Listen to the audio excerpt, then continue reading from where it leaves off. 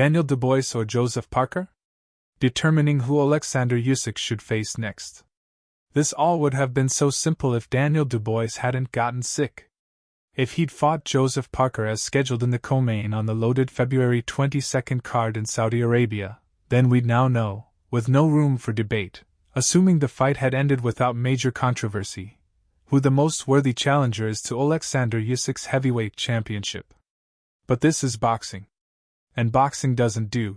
Simple. It doesn't do. No room for debate.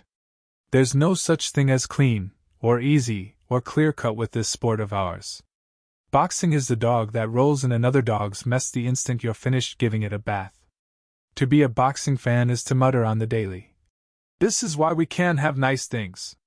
Dubois Parker would have been one of those nice things. But fate intervened, we couldn't have it, and now here we are with two red-hot heavyweight contenders, each with a compelling case that he deserves the next crack at Usyk.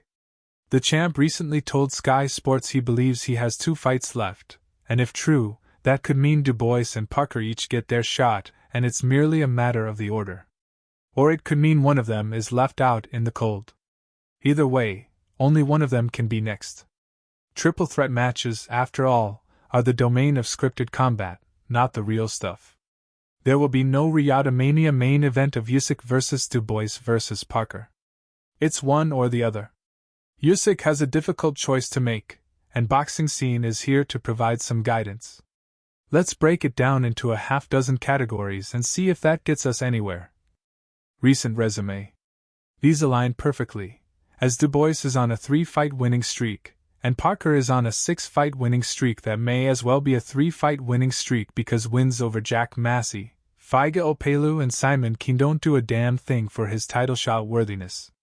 Both men began their ascents on the same card.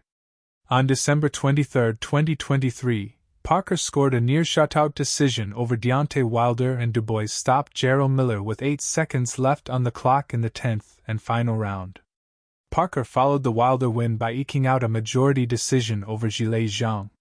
Dubois kept his roll going by pounding out an 8th-round TKO over the heavyweight division by scoring 4 knockdowns and a 5th-round knockout over Anthony Joshua.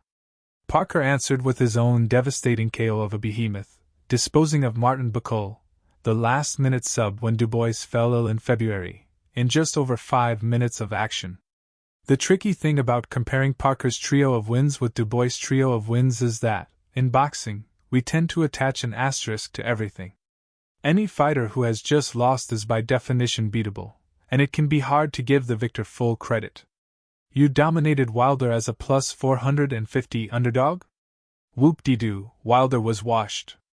You start AJ as a plus 350 dog? Waitevs, Joshua is obviously fragile and fraudulent.